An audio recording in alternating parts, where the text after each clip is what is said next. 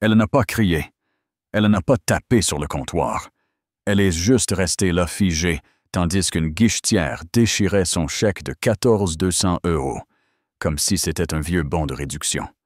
Oui, c'est arrivé. Le hall de la banque sentait la cire citronnée et le jugement silencieux ce matin-là. Camille Roussard, 42 ans, PDG de Solterra Dynamic, venait depuis des années chez Banque Pacifique. Son visage passait encore en boucle sur l'écran géant, derrière les guichets capturés lors d'un forum sur les énergies propres. Il y a à peine un mois. La légende disait Camille Roussard, propulser l'avenir de l'énergie verte.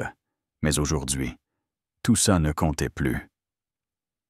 Camille s'est approché du comptoir avec son assurance discrète mais ferme. Blazer vert forêt, cheveux tirés en chignon net. Elle a fait glisser une enveloppe sur le marbre. À l'intérieur, un chèque pour réparer le toit de sa maison endommagée par la dernière tempête. 14 200 €. Une dépense d'entreprise parfaitement légitime. La guichetière ne jeta même pas un œil à l'écran derrière elle. Elle scruta Camille de haut en bas, visage fermé.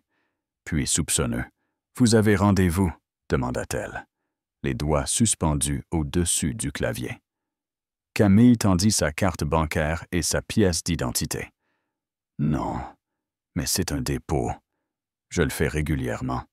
Ce genre de montant nécessite un préavis, » répondit-elle sèchement. « Il vous faudra une preuve de revenu et une lettre d'autorisation. » Camille cligna des yeux.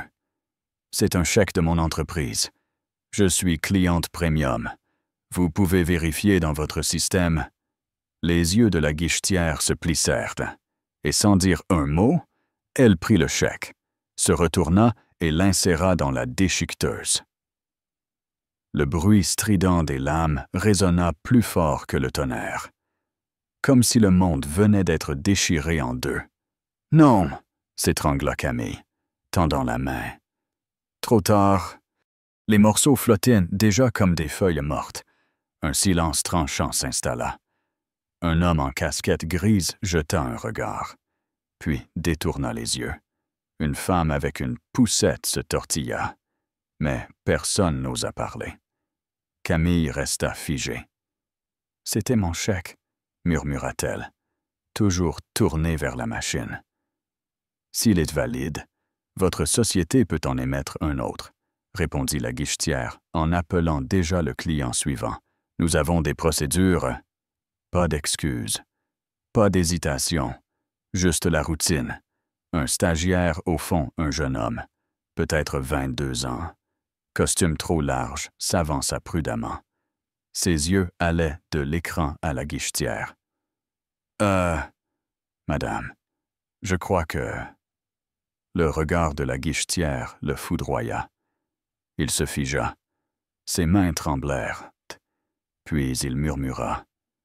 « Désolé. » et recula derrière un pilier. Camille vit dans ses yeux qu'il savait. Il savait que c'était injuste. Mais il n'était pas prêt à risquer son poste. La gorge de Camille brûlait. Mais elle ne pleura pas, ne cria pas. Elle marcha lentement jusqu'à une rangée de chaises en vinyle, s'assit et regarda son propre visage sourire sur l'écran. Ce n'était pas l'argent, c'était le message. Tu n'es pas à ta place ici, sauf si un écran dit que tu l'es. Autour, les clients se remuaient, mal à l'aise. La vidéo repassait en boucle. Camille en train de parler, de serrer des mains officielles, de poser devant des panneaux solaires. La même femme que la guichetière venait de traiter comme une fraudeuse. Et puis, l'écran changea. Pas pour une pub, pas pour une promo, mais pour un extrait entier de son discours au sommet pour la durabilité. Le texte. Camille Roussard, partenaire stratégique, Banque Pacifique. Son nom brillait en lettres blanches. La tension dans la pièce était électrique. L'homme à la casquette grise se mit sur la pointe des pieds. La femme avec la poussette leva les yeux. Même la guichetière stoppa ses gestes. Son expression changea de froide à choquée, puis effrayée. Parce que maintenant, tout le monde savait qui elle était. C'est alors qu'une porte s'ouvrit. Le directeur de l'agence, Marc Delval, sortit la cravate de travers, l'air inquiet. Il vit l'écran, puis Camille, et il comprit. La catastrophe médiatique avait déjà commencé. « Madame Roussard, demanda-t-il à voix basse, pourriez-vous me suivre dans mon bureau? » Camille se leva sans un mot. Elle passa devant le comptoir, devant la déchiqueteuse, devant Emily, c'était son prénom sur l'étiquette, et entra dans le bureau vitré. Marc referma doucement la porte, comme pour garder le contrôle. « Je suis profondément désolé, dit-il. Cela n'aurait jamais dû se produire. » Camille croisa les bras.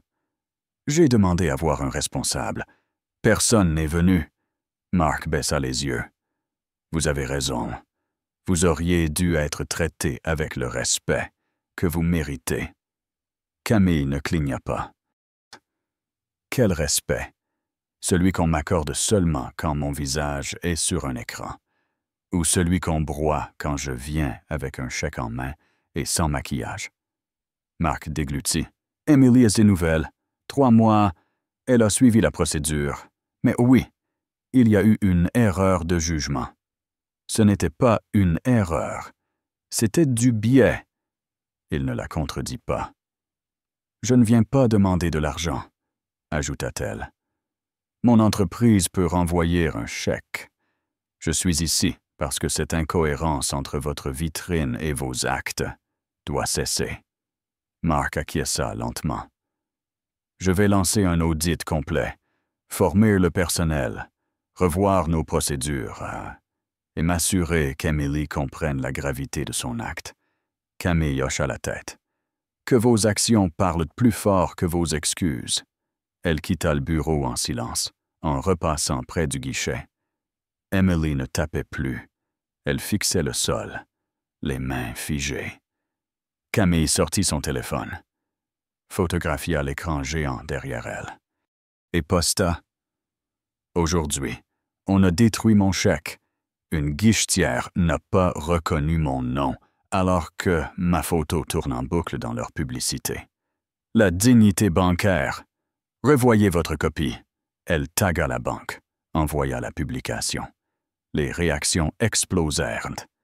Des centaines de commentaires, des partages, des témoignages. Mon père a dû présenter un garant, juste pour un compte épargne.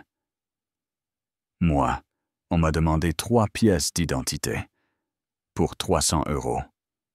Ce n'était pas un cas isolé, c'était systémique. Des groupes militants s'en mêlèrent un.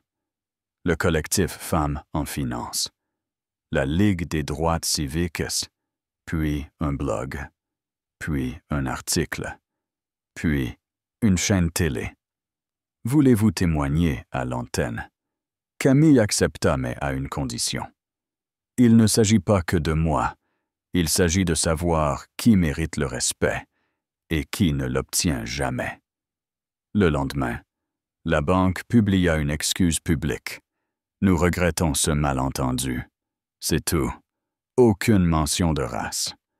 Ni de respect, ni de discrimination. » Le jour suivant, un second message. Cette fois, il nommait Emily Chen, suspendue jusqu'à nouvel ordre. Mais c'était trop tard. Les clients quittaient la banque. Une enseignante retraitée écrivit « Si on traite ainsi Madame Roussard, que peuvent espérer les autres? » Même le personnel se taisait. Le hall, jadis décoré de prix communautaires, semblait soudain vide de sens. La banque offrit à Camille un arrangement discret. Service VIP, frais supprimés, lettre d'excuse signée par le PDG. Elle refusa. et proposa autre chose. Un fonds de mentorat pour les femmes racisées entrepreneurs. Un programme de formation sur la dignité et les biais. Un comité consultatif permanent avec pouvoir de décision. Ils acceptèrent. Le premier atelier, au centre civique, fut bondé. Des dizaines de femmes, certaines avec des business plans, d'autres, juste, en quête de respect. Camille ne resta pas derrière un pupitre. Elle se tint debout, avec elle. Et ce jour-là, quelque chose a changé. La banque ne l'utilisa plus comme une image. Elle devint une voie de réforme. Les formations évoluèrent. Les indicateurs furent suivis. Le changement, lent, mais réel, commença. Emily fut renvoyée après enquête, mais ce n'était plus le sujet. Le sujet, c'était ça.